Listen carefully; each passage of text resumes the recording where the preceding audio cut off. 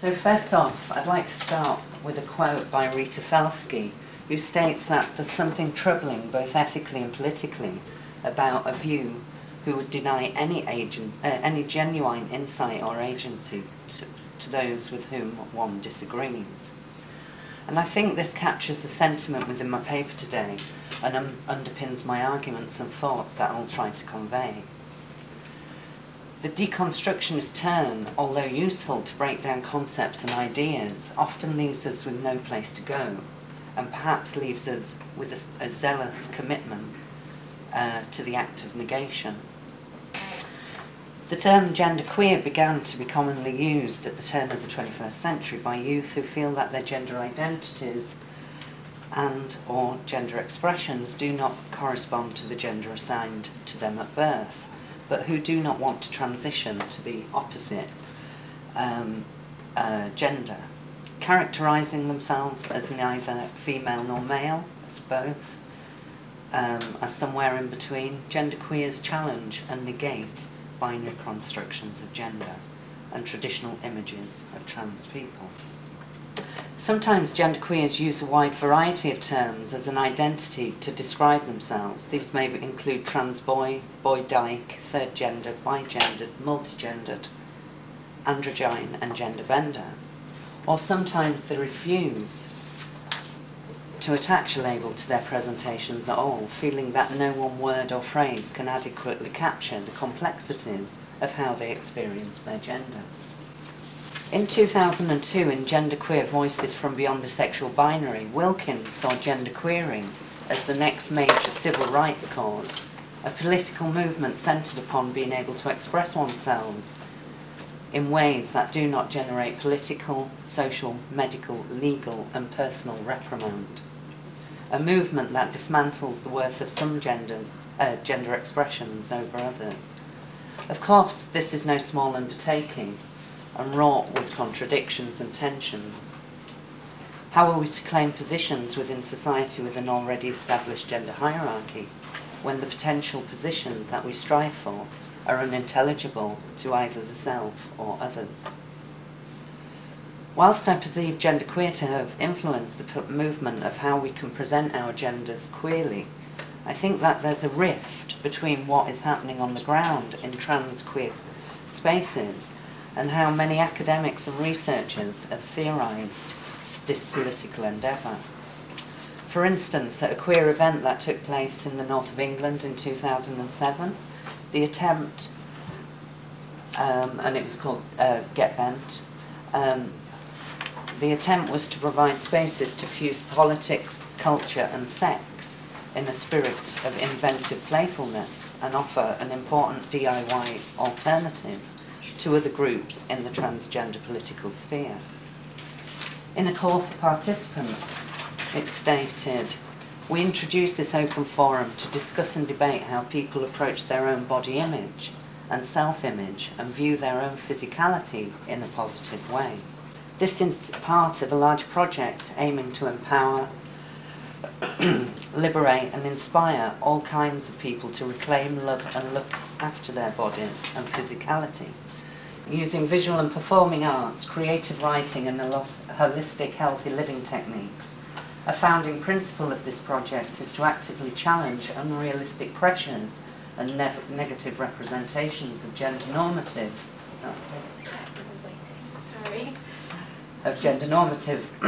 perfect bodies and messages promoting body fascism surrounding us in the 21st century."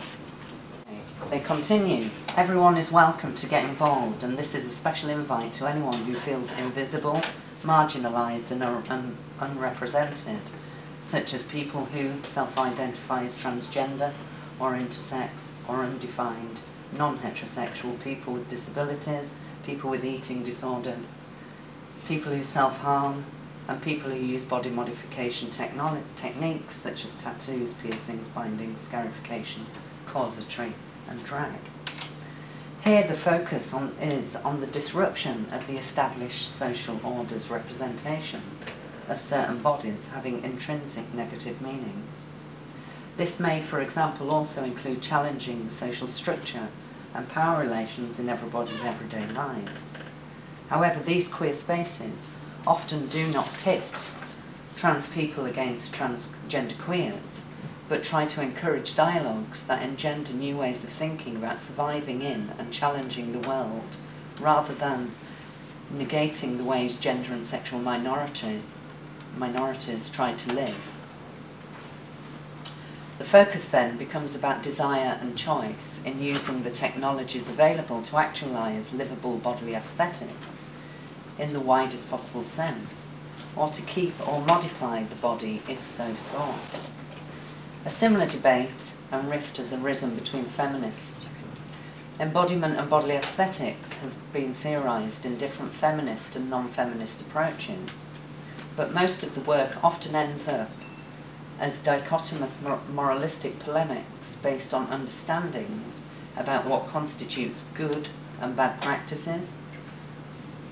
Feminist and non-feminist work drawing on post-structuralist analyses fall into problematic dichotomies such as docile versus subversive action, good versus bad politics, mind and body, and right and wrong bodies.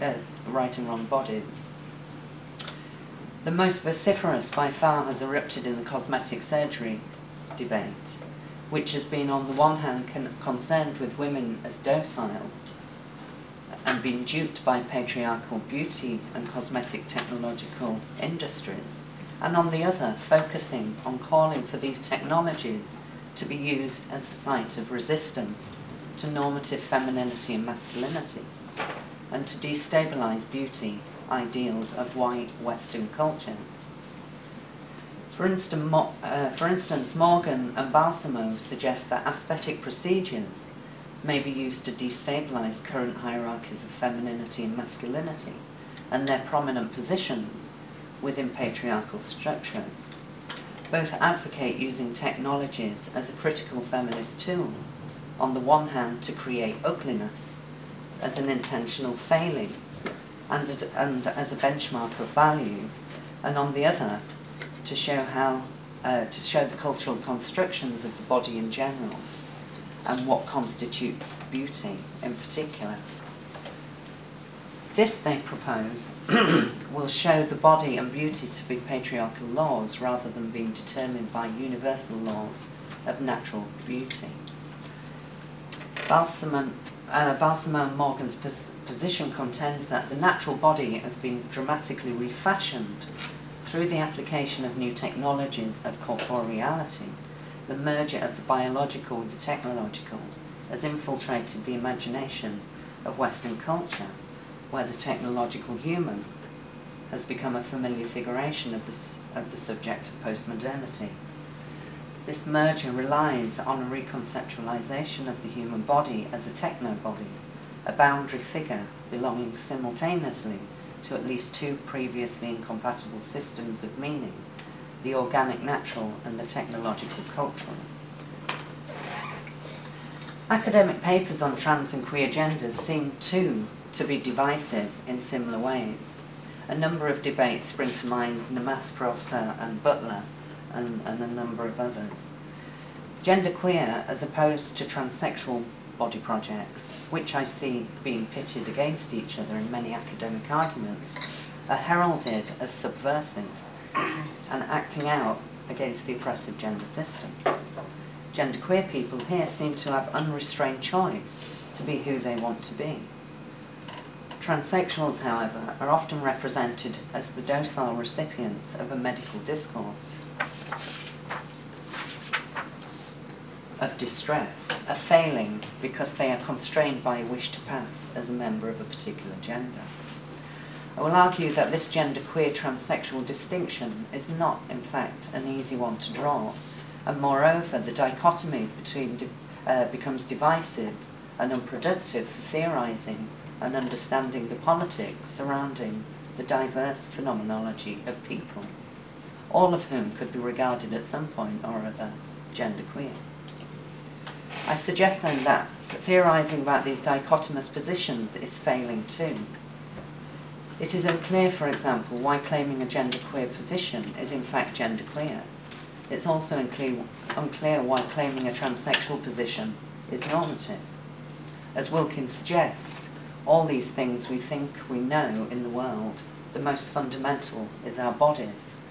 She goes on to state that these knowledges are couched in notions of bodies having failed, or the ways we have of knowing about them have failed, and by extension the way we have of knowing about all bodies and many other things have failed as well.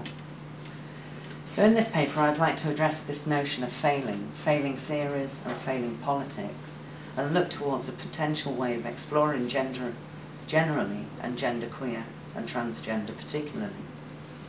I propose that we can embark upon an exploration of these aspects of lived world failings through an engagement with embodiment. What are paramount for me are the connections and continuities between the aesthetic body, style and desire, in which the notion of the aesthetic cannot be set apart from the rest of life. Eagleton asserts that the body operates as the site of aesthetics, hence the phenomenological features of aesthetic experience and judgment are central to such bodily experiences. As Halberstam has noted, the contemporary landscape of gender in the United States and European genderqueer communities is immensely more complicated than the opposition between real transsexuals and playful performative queers. Whilst not talking about gender per se, in Sartre's existentialist discourse around authenticity, he suggests people who have made their choices based on pre-established codes of civil life, such as the medico-legal gender binary, would make an inauthentic identification. Many genderqueer analyses would inevitably agree with Sartre on this point. Established codes of civil life, as exemplified in the UK's Gender Recognition Act, which is the law that allows trans people to change their birth certificate gender marker from one to the other, would be another point in case, and would also be seen as encompassing an inauthentic relationship. Thus for Sartre, the structural discourses of medicine and law interpolate the individual into a false sense of their own recognition. The decision that people make to be included in civil society, such as a change of birth certificate, are made in bad faith. On this sense, bad faith is the primary obstacle to authenticity. Genderqueer people, in this sense, may be put on the other side of the inauthenticity debate, because they refuse to be constrained by the gender binary. In a Sartrean sense, the pre-established codes of male and female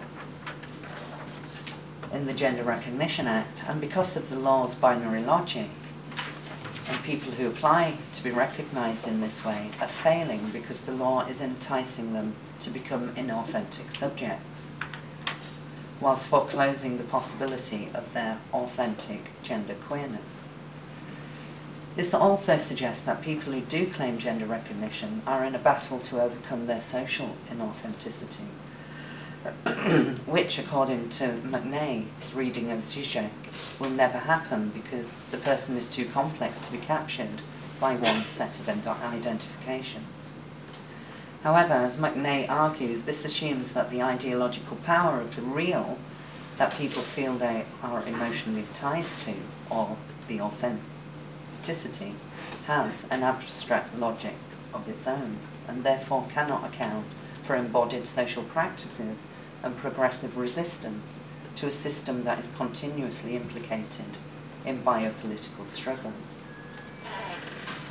Now, in our case here, transsexuals may be recognised to embody a symbolic critique of the binary sex-gender system, which contests the authenticity of the original assignment of their bodies and of their sex bodies particularly.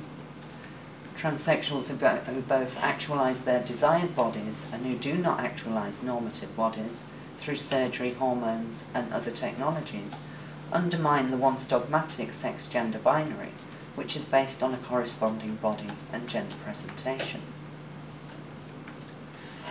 Contestation of the symbolic understanding of natural and normative bodies also undermines the notion that trans people's so-called bad faith in civil codes, such as the Gender Recognition Act, cannot overcome and challenge the social conditions of its production. As McNay contends, the possibilities and scope to react in new social contexts is always evident because of an individual's agency and subjectivity, organised through regulated liberties. The Gender Recognition Act provides new social contexts that trans people may find themselves in now and may go some way in redressing what it can mean to identify with the term transsexual and the terms male and female. Sartre's dichotomous assertion that civil life suppresses authentic subjects and the desire to maintain distance from those structures and call them into question, to change them, is more authentic, is exactly what is witnessed through political praxis in relation to the possibilities of transsexual embodiment. However, Sally Hines argues that the Gender Recognition Act is unable to recognise the diversity of new trans masculinities and femininities, as they are variously constructed and experienced. Hence, rather than broadening the realm of citizenship in relation to gender diversity, the Act works to reinforce a normative gender model. Whilst this is true in relation to binary sex categories, male and female, this assumes a universality of the concepts male and female. There are also other bodily possibilities. Transsexuals have helped to rewrite the civil codes themselves and thus are at the forefront of social change rather than the passive recipients of social structures and oppressive social practices. The reification of transsexuality through the regulatory practices of the Gender Recognition Act establishes a diverse set of social relations to the body. For example, in my research alongside a number of other trans people, Gregory was able to, and Clifford was unsure that he wanted to, have body modification surgery, hormones and technologies to actualise their transitions. Gregory's decision not to have technological interventions were due to physical impairments he sustained during childbirth. He was given a diagnosis of gender dysphoria, giving him the required paperwork that is required by the Gender Recognition Panel to approve his new birth certificate. Gregory's bodily aesthetic does illustrate that the GRA, or the Gender Recognition Act, recognises new trans masculinities within law. For Clifford, he suggests that he is swaying more towards it, transitioning, and yes, probably I would. It's a huge decision because it's obviously for a lifetime. And I ask, what kinds of things are you debating about with yourself? Well, I suppose it's about, is it right for me? Is it right or wrong for me? Not for other people, but for me. Is this something I should fight against? Is this something that I should accept? Or should I just learn to accept it? Have you researched into hormones and other trans men's lives? Well, I belong to the group and there are a lot of people, so I have spoken to them. I think a lot of people find that there are a range of different ideas. Some people feel that they have to have every possible option before they'll be happy. For me, if I do one thing, will that be fine for a little while? If it's not, then you will have to go another step. I think there's a lot of dissatisfaction with phalloplasty, for instance. And it's sad that people do not have enough information and feel that they have to go for that option. There are others that think that it's too risky and it's not satisfactory. So there's a range, I suppose. You'll do what's right for you. For Clifford, his decision for technological changes were not based on the once dogmatic idea that men and women must have a penis and vagina respectively, but what was right for him. For the participants in this research, the discourse of authenticity was key to their social recognition, claims of embodiment and self-understanding within the structural parameters of medico-legal relations. Authenticity was qualified in various ways in relation to the medico-legal system. Rather than essentializing authenticity, participants agentically use it as an ontological desire within lived relations. A concept to secure treatment if so desired, and as a concept to open up the field of possibilities surrounding their embodiment. Therefore, an ontology of desire is an aesthetic force that is endless and rhizomatic rather than adhering to an ontology of being in any static sense. My illustration here, I hope, serves to show that there are no strict positions for transsexuals to adhere to. I take this position because it assumes that all people have agency within constraints, allowing us to ask questions concerning the tactics employed in attaining, assessing and subverting bodily aesthetics, which allows us to develop a fuller, more complex conceptualization of gender and bodily aesthetic desires. This enables me to move away from the dichotomous and theoretically limited analyses of gender embodiment and bodily aesthetics by situating authentic desires through the notion of agency within constraints. It's useful here to draw on some aspects of Susan Stryker's critical queer theory to call for an ethics of difference. For Stryker, there is no right bodies per se, just bodies of difference. While Stryker has permitted a distance from the restraints of her birth-assigned sex through the technology imparted by medical experts and legal recognition, her social body is not awarded the same social recognition and value as gender-normative people. She writes, "Like the monster, I am too often perceived as less than fully human due to the means of my embodiment. My exclusion from human community feels a deep and abiding rage in me that I direct against the conditions in which I must struggle to exist." Through her writing, Stryker attempts to subvert the standards of the normative body, if only momentarily, through her transgender rage and her position as an academic. Stryker's monstrous body, she states, assumes an affinity with Mary Shelley's Frankensteinian monster as a participant in Doctor's fantasies about mastering the limits of gendered life. However, the social hierarchies through which bodies are judged tasteful and beautiful are not disrupted, even though Stryker's body adheres aesthetically. Stryker's body is politically invigorated through the subversive action of transitioning, but continues to be cast by others as monstrous. Both the Shelleyan monster and Stryker's monstrously queer body stand in resistance to a stylized transsexual body of academic theorizing and the gendered heterosexual order that doctors aspire to. Stryker argues, as we rise up from the operating tables of our rebirth, we transsexuals are something more than the creatures our makers intended us to be. Though medical techniques for sex reassignment are capable of crafting bodies that satisfy the visual and morphological criteria that generate naturalness as their effect, transsexual embodiment, like the embodiment of the monster, places its subject in an inassimilable, antagonistic queer relationship to a nature in which it must necessarily exist. Stryker attempts a resurrection and revaluation of the monstrous body that she hopes will become a politically lucrative way of disrupting naturalized ordering of bodies. She wishes further to open up the possibilities surrounding gender, sexualities and styles, following Sandy Stone's groundbreaking call to arms, which summoned more multifaceted auto and biographical accounts of transsexualism to be articulated. Stryker also desires the truthful specificity of transsexual embodiment and intentionality to emerge. The articulations will be in the fashion of novel modes of self-expression through bodies of difference.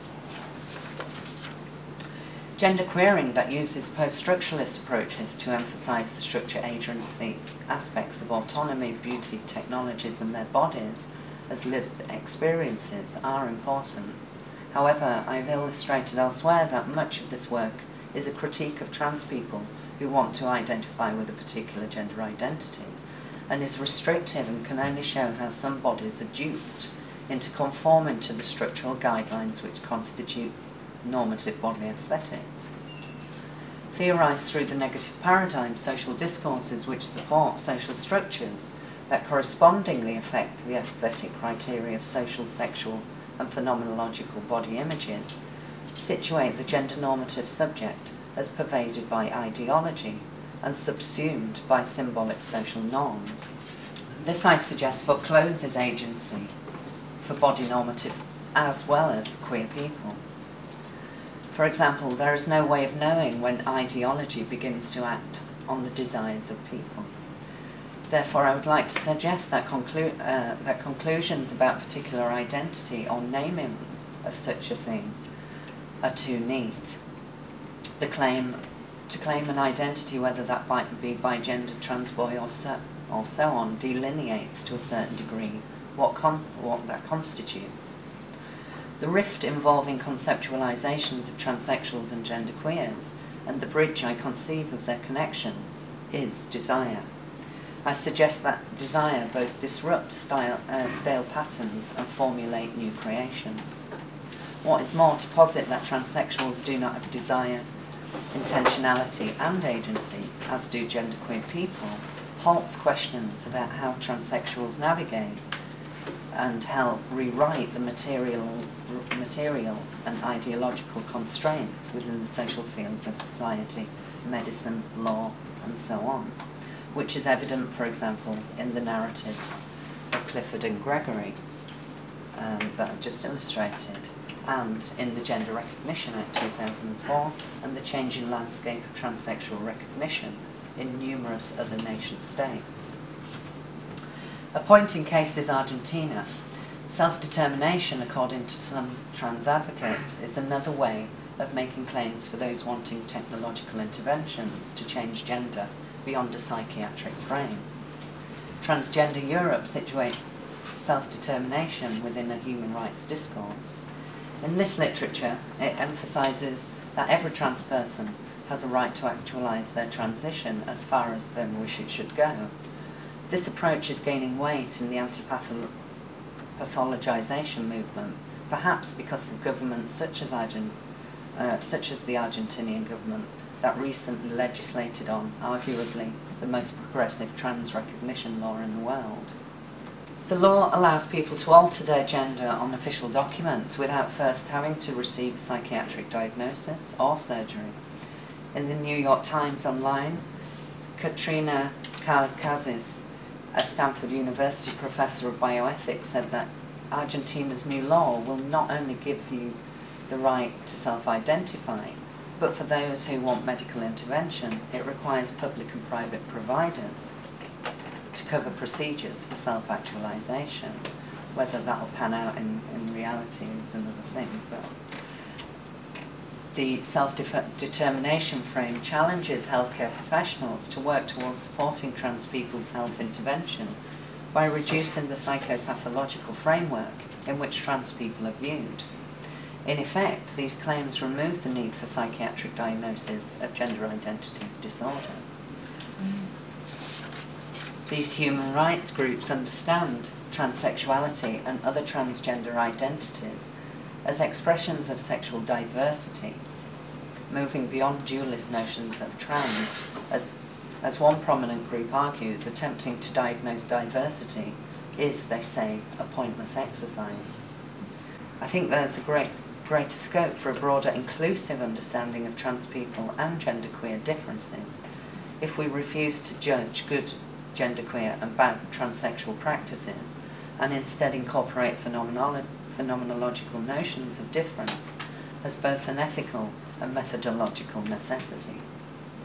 Thus, starting from the standpoint is valuable because not only does it allow us to recognise difference within broader categories of trans men, trans women and genderqueer, but it also allows us to understand that the various habituses of everybody have historically divergent aspects that generatively constrain diverse embodied practices. Therefore, it's my contention that we have a duty as producers of knowledge to no longer pit one group against the other in the fight to dismantle gender hierarchies, but to collude against a system that renders all minority genders as failing. And just my final point here, following Wilkins, I want to suggest that it's bad enough to render them transsexuals silent, even worse to make them speak a lie. Worse yet, if speaking the lie erases them. And that's all I wanted to say. Thank you.